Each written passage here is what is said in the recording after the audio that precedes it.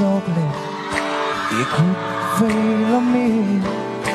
thì mấy cả thiên lung mình rục sa hi em mati si lo hian em tin lo em lệ rất đôi nha yeah thank you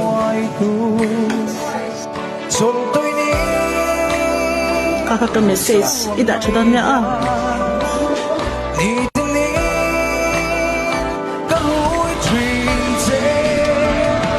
imit meng môi cái lắm hồi à ý lâu lên là piang hiane và lắm lung đúng dầu nghe chung qua lâu lên phố hiane awan pi hialang se